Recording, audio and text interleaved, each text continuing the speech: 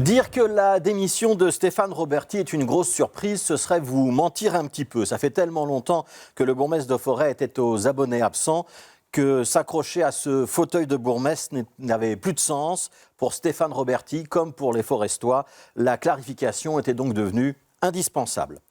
Quand il s'est mis en congé maladie, c'était en novembre 2020, personne ne pouvait vraiment savoir combien de temps Stéphane Roberti serait absent. Sauf qu'un burn-out, ça prend évidemment du temps. Aujourd'hui, ça fait 16 mois, déjà presque un quart de mandature. 16 mois pendant lesquels les compétences du Mailleur ont donc été reprises par Mariam Elamidine.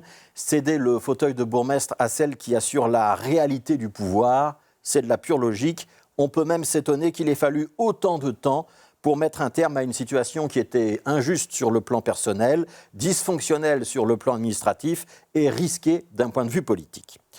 La position de bourgmestre théorique, qui était devenue celle de Stéphane Roberti, était en effet tout sauf simple. Qu'il conserve son traitement, alors que sa remplaçante n'avait le droit qu'à une rémunération d'échevine, par exemple, aurait dû secouer plus d'une conscience, et c'était évidemment du pain béni pour l'opposition.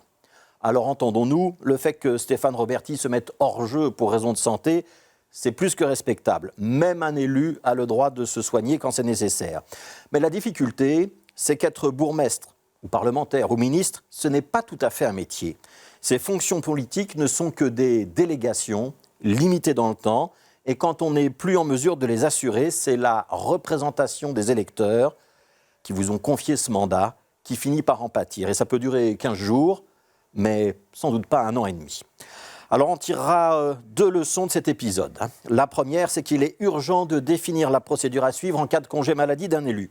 Qu'on ne sache pas clairement si c'est la commune ou la mutuelle qui rémunère un bourgmestre absent, ce n'est pas normal. Et le ministre des Pouvoirs locaux, Bernard Clerfailly, doit désormais clarifier cette question. Il y a urgence et il faut que la règle soit clairement établie avant les prochains scrutins.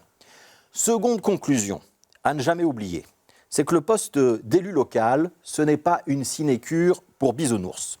Un élu, c'est celui qui encaisse tous les jours vos critiques, les pressions, les insultes et parfois même les menaces.